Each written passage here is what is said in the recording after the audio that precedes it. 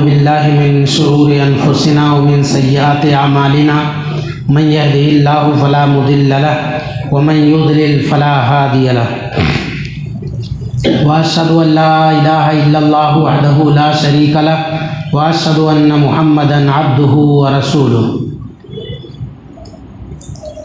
اما بعد فإن خیر الحدیث کتاب اللہ وخیر الهدی هدی محمد صلی اللہ علیہ وسلم وشر الامور محدثاتها وكل محدثة بدعة وكل بدعة ضلالة وكل ضلالة في النار. اعوذ باللہ السمیع العلیم من الشیطان الرجیم. بسم اللہ الرحمن الرحیم. الف لام میم ذالک الکتاب لا ریب فیہ ہدی للمتقین الذین یؤمنون بالغیب ویقیمون الصلاة ومما رزقناہم ينفقون. وقال تعالی انا نحن نزلنا الذکر وانا له لحافظون.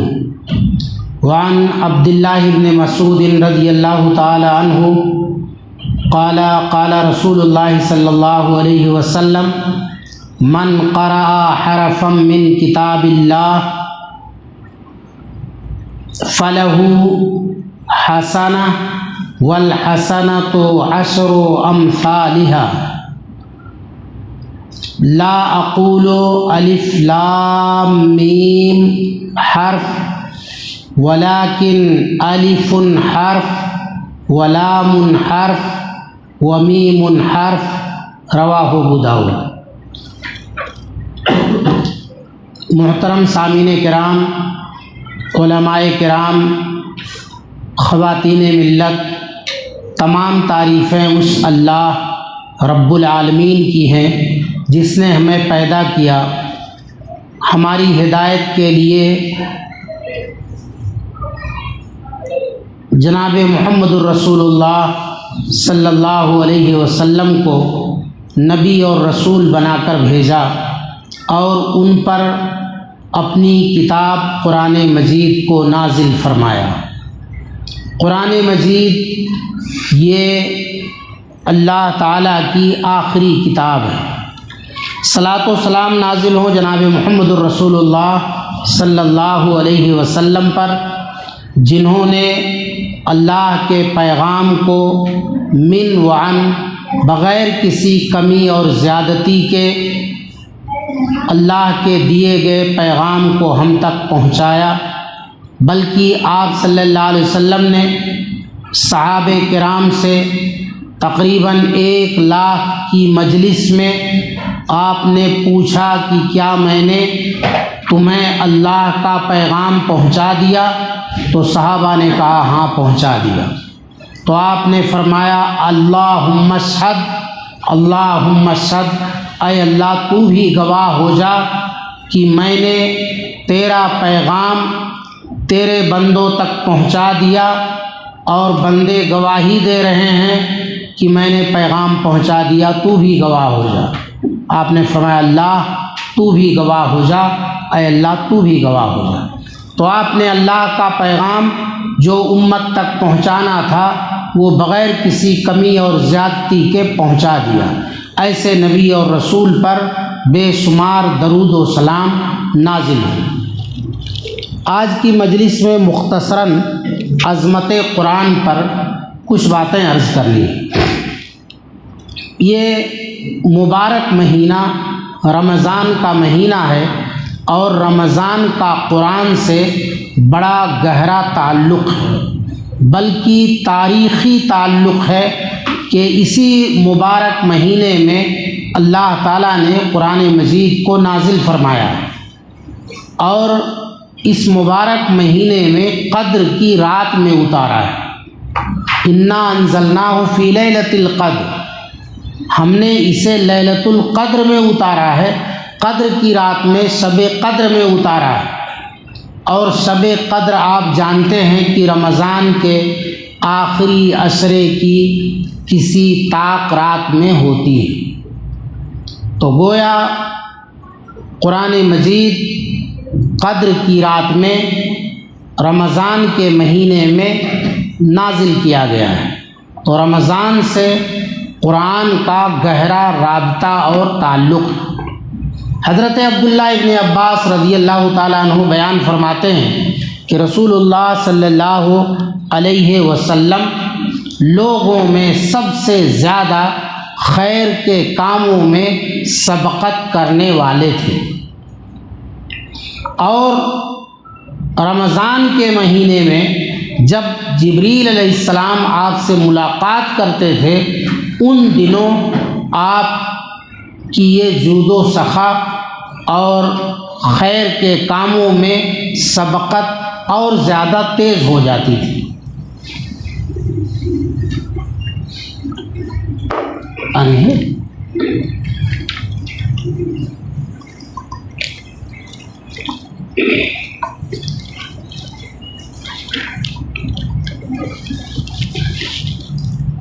اور جبریل علیہ السلام آپ صلی اللہ علیہ وسلم سے رمضان کی ہر رات میں ملاقات کرتے تھے۔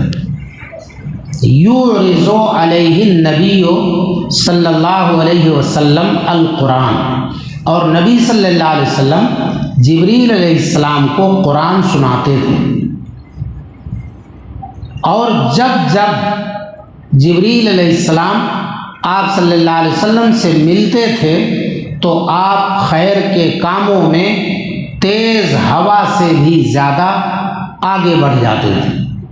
کانا اجودا بالخیر من الریح المرسلہ، آپ کی حرکت تیز ہوا سے بھی زیادہ تیز ہو جاتی تھی۔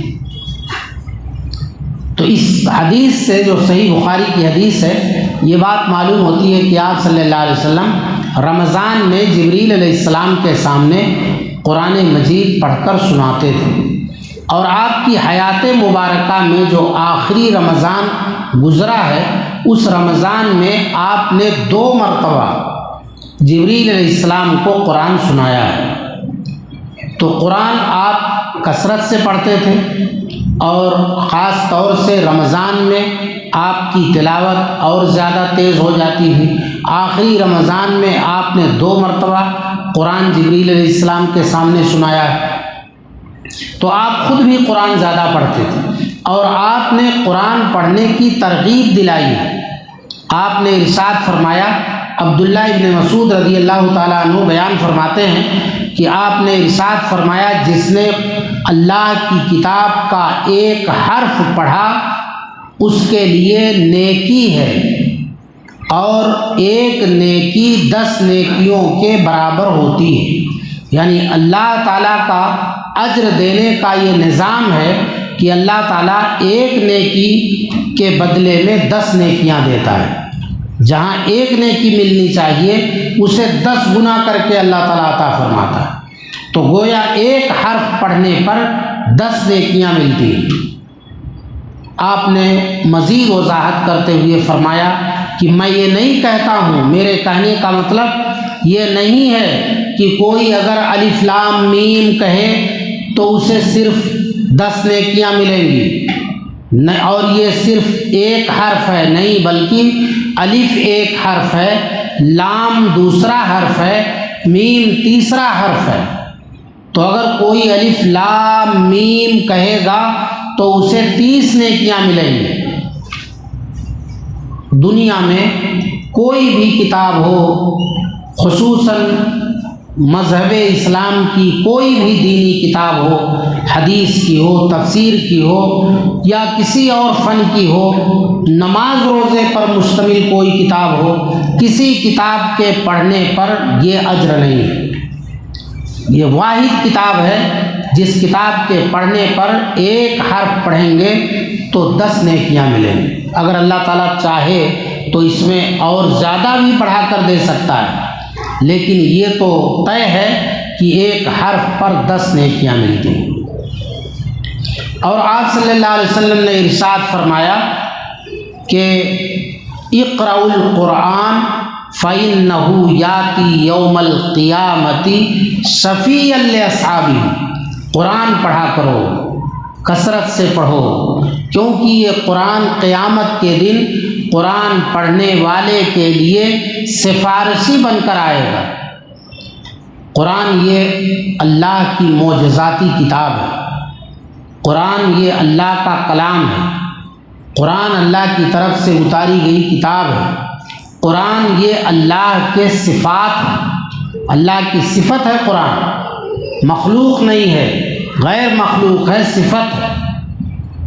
اور قرآن ایسی کتاب ہے کہ قرآن نے اپنے سے پہلے کی تمام آسمانی کتابوں کو، جو خود اللہ تعالیٰ کی نازل کردہ کتابیں تھیں، سب کو منسوخ کر دیا ہے۔ اب سوائے قرآن کے مطابق عمل کے کوئی عمل مقبول نہیں ہوگا، وہی عبادت قبول ہوگی جو قرآن کے مطابق ہوگی، وہی نیک عمل نیک سمجھا جائے گا جو قرآن کے مطابق ہوگا۔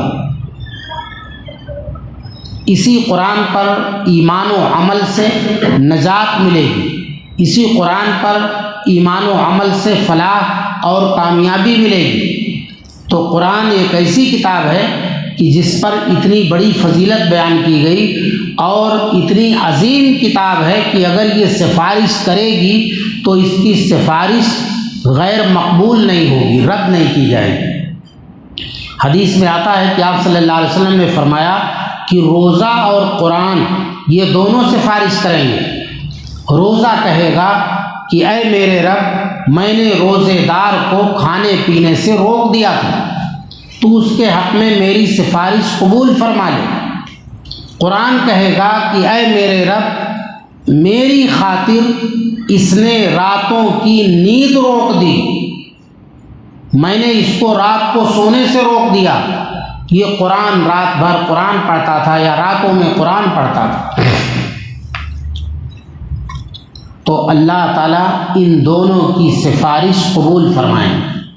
تو اس حدیث سے بات معلوم ہوتی ہے کہ قرآن کی سفارش قبول کی جائے گی، رد نہیں کی جائے گی۔ کتنا بڑا اعزاز ہے، کتنی خوش قسمتی کی بات ہے کہ قرآن پڑھنے والوں کے حق میں سفارش کرے گا، اور اس کی سفارش رد بھی نہیں ہوگی، قبول کر لی جائے گی۔ کہے گا اللہم اغفر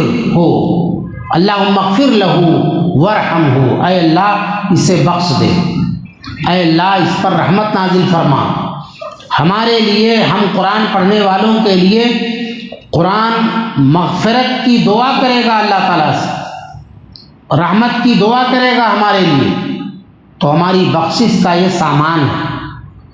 تو یہ جہاں اللہ تعالیٰ کی معجزاتی کتاب ہے، آخری کتاب ہے، نبی صلی اللہ علیہ وسلم پر اتاری گئی، ہمارے لیے دستور حیات ہے، ہماری زندگی کے قانون سب اسی میں ہیں، اصولی کتاب ہے، وہیں پر یہ ہمارے بخشوانے کا بھی ایک ذریعہ اور سبب ہے، اس لیے ہم اس کو غنیمت جانیں۔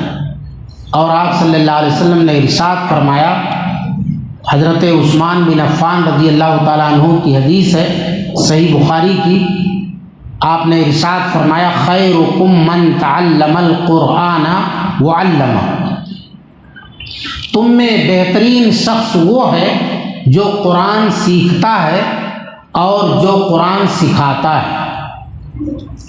اس میں قرآن پڑھنے والے طلباء، طالبات، بچے، بچیاں، بڑے، بوڑھے، جو بھی قرآن پڑھ رہے ہیں، سیکھ رہے ہیں، سب اس میں داخل ہیں۔ اس لیے آپ نے ایسے طلباء اور طالبات کو امت کا بہترین طبقہ قرار دیا ہے کہ امت کے یہ بہترین لوگ ہیں جو قرآن پڑھ رہے ہیں، جو قرآن سیکھ رہے ہیں، بہترین لوگ۔ معلوم ہوا کہ طلباء اور طالبات جو ننھے اور کم سن طلباء ہیں، یہ قابل توجہ ہیں، یہ ہماری توجہ کے قابل ہیں، ہم ان کو نظر انداز نہ کریں، ان پر توجہ دیں، شفقت کی نگاہ ڈالیں، ان کی حوصلہ افزائی کریں، ہمت بڑھائیں، ان کی تعلیم کا نظم قائم کریں، خواہش مند طلباء کے لیے تعلیم کا انتظام کریں، ان کے اوپر خرچ کریں، ان کی حوصلہ افزائی کریں، کیونکہ یہ امت کا بہترین طبقہ ہے جو قرآن سیکھ رہا ہے۔ اس میں ترغیب ہے کہ لوگ آگے بڑھیں اور قرآن سیکھیں، اس میں ترغیب ہے کہ سیکھنے والوں کی لوگ ہمت افزائی کریں، ان کو آگے بڑھائیں۔ جو لوگ نہیں سیکھ رہے ہیں وہ سیکھنے والوں کی مدد کریں۔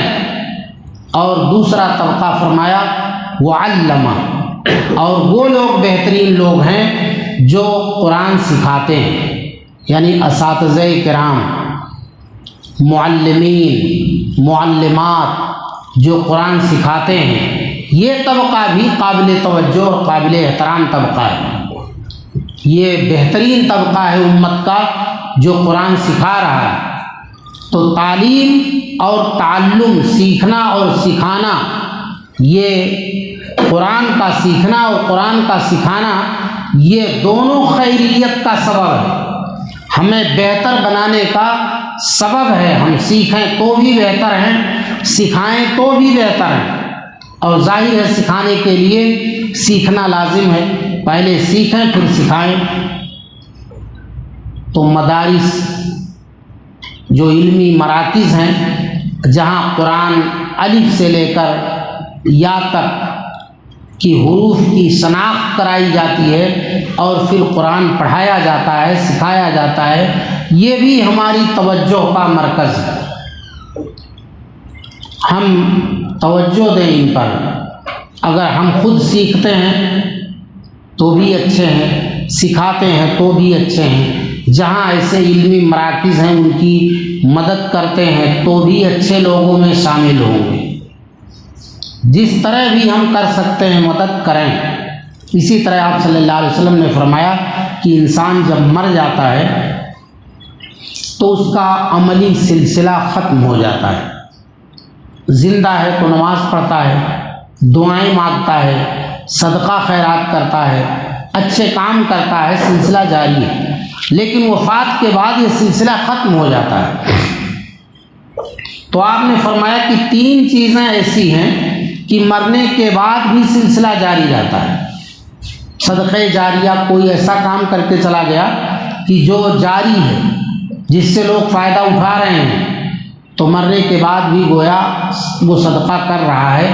جیسے زندگی میں صدقہ کرتا تھا، ثواب پاتا تھا، آج اس کے صدقے سے لوگ فائدہ اٹھا رہے ہیں تو آج بھی اس کا ثواب جاری ہے۔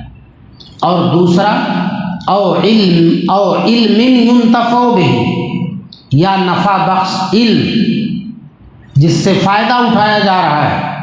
ایک صورت اس کی یہ ہے کہ آدمی پڑھا دیا ہے، کسی کو تعلیم دے دیا ہے، اپنا علم اس ذریعے سے دنیا میں چھوڑ گیا ہے، لوگ اس کے علم سے فائدہ اٹھا رہے ہیں، اس کو ثواب مل رہا ہے۔ ایک صورت یہ ہے کہ آدمی کتاب لکھ دیا ہے، اس کی کتاب پڑھی جا رہی ہے، دنیا میں علم پھیل رہا ہے، اس کو بھی ثواب مل رہا ہے۔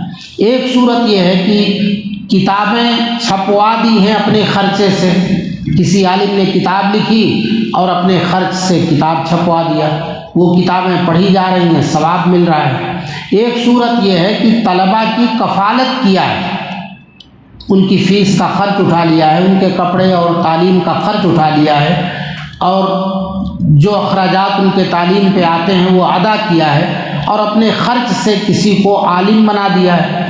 جب تک وہ دنیا میں علم پھیلاتا رہے گا، علم بانٹتا رہے گا، لوگوں کو پڑھاتا رہے گا، برابر اس کو ثواب ملتا رہے گا۔ یا خود اپنے ذاتی بچوں کو تعلیم دیا ہے، اور یہ سب سے آسان صورت ہے۔ اگر اپنے پاس بچے ہیں تو یہ سب سے آسان صورت ہے۔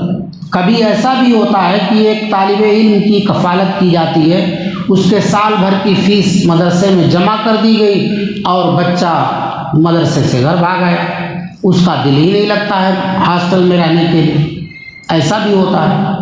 وہاں اپنا زور نہیں چلتا، ہم پیسہ جمع کر سکتے ہیں لیکن جب جبراً بچے کو لے جاتے مدرسے میں نہیں ڈال سکتے، لیکن اپنا بچہ ہے تو ہم اپنے بچے پر زور چلا سکتے ہیں۔ تو یہ سب سے آسان صورت ہے کہ ہم اپنے بچوں کو قرآن پڑھنا سکھا دیں۔ یہ ہے نفع بخش علم۔ اپنے بچے کو پڑھا لکھا بنا کے چھوڑ کے جائیں دنیا سے، جو آسان صورت ہے یہ۔ تو آپ نے فرمایا کہ اگر آدمی دنیا میں نفع بخش علم چھوڑ کر جاتا ہے تو جب تک دنیا میں اس کا علم دنیا میں رہے گا، لوگ اس علم سے فائدہ اٹھائیں گے، برابر اس کو ثواب ملتا رہے۔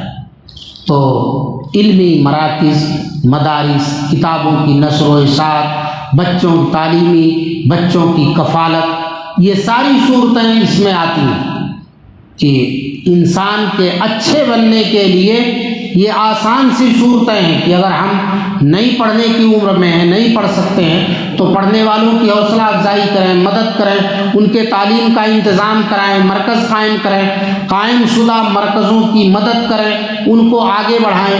جہاں 10 بچے پڑھ سکتے تھے 20 کا انتظام کروائیں، ہماری مدد سے 20 بچے پڑھ سکتے ہیں، تو دنیا میں تعلیم عام ہوگی اور قرآن کا علم پھیلے گا۔ مقصد یہی ہے کہ قرآن کی تعلیم عام ہو، اسی لیے آپ نے یہ سب ترغیب دلائی ہے کہ تم میں بہترین آدمی وہ ہے جو قرآن سیکھتا ہے اور دوسروں کو سکھاتا ہے۔ تیسری صورت آپ نے بیان فرمائی او ولد صالح یدعو لہ، یا نیک اولاد چھوڑ کر جائے جو اس کے حق میں دعا کرے۔ آدمی دنیا میں دعا کرتا ہے اللہ میری مغفرت فرما، اب وفات پا گیا تو اب اس کی دعا کا سلسلہ ختم ہے، اب اس کی اولاد، اس کا بیٹا کہتا ہے اللہ میرے رب میرے ابو کی مغفرت فرما، رب اغفر لی ولی والدیا، اے میرے رب میری مغفرت فرما، میرے ماں باپ کی مغفرت فرما، میرے والدین کی مغفرت فرما۔ تو گویا گرچہ وہ مر چکا ہے لیکن اولاد جب ایسی دعا مانگتی ہے تو جیسے وہ زندگی میں دعا مانگتا تھا کہ اللہ میری مغفرت فرما، آج اولاد کہہ رہی ہے کہ اللہ میرے والدین کی مغفرت فرما۔ تو اگر اولاد نیک ہے، نیک اولاد اچھی تربیت کر کے گئے ہیں، اچھی تعلیم دے کر گئے ہیں، تو وہ اولاد ہاتھ اٹھائے گی، امید ہے کہ وہ دعا کرے گی، اور دعا کرے گی تو والدین کا بھلا ہوگا، ان کا فائدہ ہوگا۔ تو آپ نے فرمایا مرنے کے بعد بھی ان 3 چیزوں سے آدمی کے عمل کا سلسلہ جاری رہتا ہے۔ تو قرآن ایک عظیم کتاب ہے، اس کی بہت بڑی عظمت ہے، اور قرآن کے پڑھنے والے، سیکھنے والے، حفظ کرنے والے سب کی بڑی فضیلت ہے۔ آپ صلی اللہ علیہ وسلم نے فرمایا کہ یقال لصاحب القرآن، قرآن پڑھنے والے سے کہا جائے گا اقرا ورتقی ورتل کما کنت ترتل فی الدنیا فإن منزلتک عند آخر آیۃ تقرأها، کہ پڑھتا جا اور چڑھتا جا، اپنے درجے منزلیں طے کرتا جا، جیسے دنیا میں تو تلاوت کرتا تھا ویسے ہی تلاوت کرتا جا، آج تیری منزل وہاں ہوگی جہاں تیری تلاوت ختم ہوگی، وہ آخری آیت جس آیت پر تیری تلاوت ختم ہوگی، جہاں پہنچ کر وہی تیری منزل ہوگی، وہی تیرا مقام ہوگا، وہی تیرا درجہ ہوگا۔ تو جب آیتیں یاد ہوں گی تب تو آدمی پڑھے گا۔ جب دنیا میں ناظرہ دیکھ کر بھی پڑھنا نہیں آتا ہے تو آخرت میں زبانی کہاں سے آئے گا؟ تو ہمیں قرآن پڑھنے والا بننا چاہیے کہ ہم دیکھ کر تو پڑھ سکیں، سیکھیں قرآن کو، پھر یاد کریں، زبانی یاد کریں۔ کہا جائے گا کہ جتنا یاد ہے اتنا پڑھتے جاؤ۔ تو حافظ کو تو پورا قرآن یاد رہے گا، وہ تو پورا قرآن پڑھے گا، پورا قرآن پڑھ کر آخری آیت پر والناس پر رکے گا تو وہاں اس کی منزل ہوگی۔ تو کہا جائے گا کہ آج تمہاری منزل وہاں ہوگی جہاں تمہاری تلاوت ختم ہوگی۔ تو دنیا سے جب ہم جائیں تو ہمارے سینے میں قرآن کی آیات رہیں۔ حدیث میں آتا ہے، آپ صلی اللہ علیہ وسلم نے فرمایا کہ آدمی مسجد میں آتا ہے، نماز پڑھتا ہے، 1 آیتیں 2 آیتیں پڑھ کر جب وہ جاتا ہے نماز میں تو گویا وہ 2 موٹی حاملہ، موٹی تازی اونٹنیاں لے کر جاتا ہے۔ بلکہ آپ نے فرمایا تم میں سے کون ہے جو مسجد جائے، جو جائے اور موٹی تازی اونٹنیاں لے کر آ جائے؟ کون ہے؟ کون نہیں ایسا کر سکتا ہے؟ اور آپ نے اس کی صورت بتائی کہ مسجد جاؤ اور 2 آیتیں 3 آیتیں 4 آیتیں جتنی تم تلاوت کرو گے اتنی اونٹنیاں لے کر گویا تم اپنے گھر کو واپس آؤ۔ اونٹنی کی بڑی قدر و قیمت تھی، آج کار کے برابر ہے۔ پہلے زمانے میں اونٹنی کی سواری ہوتی تھی، وہی ان کی کار ہوتی تھی۔ آج اونٹنی کی جگہ وہ لوگ کار پہ چلتے ہیں، تو وہی ان کی سواری ہوتی تھی۔ بار بار فضیلت میں آپ فرماتے کہ اگر کوئی یہ کام کرے گا تو اسے ایک سرخ اونٹ کے برابر اجر و ثواب ملے گا۔ تو سرخ اونٹ ان کے پاس بہت بڑا سرمایہ تھا، تو آپ نے فرمایا کہ 1 اونٹنی لے کر آئے گا، 1 آیت پڑھے گا، 2 آیتیں پڑھے گا تو 2 اونٹنی لے کر جائے گا۔ جو نماز میں زیادہ آیتیں پڑھتا ہے وہ اتنی ساری اونٹنیاں لے کر واپس لوٹے گا۔ یہ سب ترغیب ہے کہ آدمی قرآن سیکھے۔ قرآن کے لیے اللہ تعالیٰ نے فرمایا وَلَقَدْ يَسَّرْنَا الْقُرْآنَ لِلذِّكْرِ، ہم نے قرآن کو آسان بنایا ہے یاد کرنے کے لیے، حفظ کرنے کے لیے بھی آسان ہے، پڑھنے کے لیے بھی آسان ہے، بشرطے کہ ہم توجہ دیں اور قرآن کو پڑھیں۔ تو قرآن ایک اللہ کی عظیم الشان کتاب ہے جس پر ایمان کے ساتھ عمل ہونا چاہیے، جس کو ہر مسلمان کو سیکھنا چاہیے، پڑھنا چاہیے۔ ایک عالم ہیں قاری خلیل الرحمن جاوید، آپ لوگوں نے ان کے بیانات سنے ہوں گے۔ ایک مثال دے کر انہوں نے سمجھایا کہ اگر کسی والدین ماں باپ کی کوئی اولاد ہو اور وہ سعودی عرب چلی جائے اور وہاں 6 مہینے رہے، 6 مہینے رہ کر وہاں سے عربی سیکھ لے، عربی میں خط بھیجے اپنے ماں باپ کو، خط آئے تو کیا والدین خط پا کر یوں ہی رکھ دیں گے کہ چلو بعد میں دیکھ لیں گے کیا لکھا ہوا ہے؟ اور یہ خط تو عربی میں ہے، ہم عربی پڑھنا نہیں جانتے، اب کیا پڑھیں گے، چلو رکھ دیں گے۔ کیا ایسا والدین کریں گے؟ 6 مہینے کے بعد اگر بیٹا خط لکھا ہو تو والدین تڑپ جائیں گے، پتہ لگائیں گے، کوئی مولوی صاحب ملے، کوئی عربی جاننے والا ملے، اس سے ہم یہ خط پڑھوائیں۔ جب تک پڑھوا نہیں لیں گے ان کو سکون نہیں ملے گا کہ 6 مہینے کے بعد بیٹے نے خط لکھا ہے، پتہ نہیں کیا لکھا ہے اس میں۔ تو کہا 1400 سال سے ہمارے گھروں میں قرآن پڑھا ہوا ہے، ہم اس کو باندھ کر رکھتے ہیں، الماریوں میں سجاتے ہیں، لاک لگا دیتے ہیں، ایسی اونچی جگہ میں رکھ دیتے ہیں کہ بچوں کا ہاتھ نہ پہنچے۔ ہم اس کی یہ عزت سمجھتے ہیں، اس کی قرآن کی عزت یہ سمجھتے ہیں کہ ایسی جگہ رکھو کہ بچے بے حرمتی نہ کریں، گرائیں نہ، چھوئیں نہ، اور محفوظ کر دو اس کو۔ محفوظ کرتے کرتے الماری میں بند کر دیتے ہیں اور اس کو غلاف میں ایسا بند کرتے ہیں، لفافے میں، غلاف میں، کہ باندھ کے رکھ دیتے ہیں، کھولتے بھی نہیں۔ 1400 سال سے وہ کتاب ہمارے پاس پڑی ہے، ہم ایک دن بھی نہیں گزرنے دیتے بیٹے کا خط کسی نہ کسی جاننے والے سے پڑھوا کر سمجھنے کی کوشش کرتے، اور ہم کتاب کو سمجھتے بھی نہیں۔ یعنی ایسی کتاب ہے کہ اس کا معنی سمجھتے ہی نہیں۔ معنی سمجھیں تو اور لطف آئے گا، کم سے کم معنی نہیں تو تلاوت کرنا تو سیکھیں۔ اپنے بچوں کو تلاوت کرنا سکھائیں، قرآن سکھائیں، قرآن پڑھنا سکھائیں، جہاں قرآن کی تعلیم ہوتی ہے وہاں سکھائیں۔ ہمارے بچے پڑھنے کے قابل نہیں ہیں تو دوسروں کے بچوں کی مدد کریں جو پڑھ سکتے ہیں لیکن کسی وجہ سے پڑھواتے نہیں اپنے بچوں کو، تو ان کی مدد کریں۔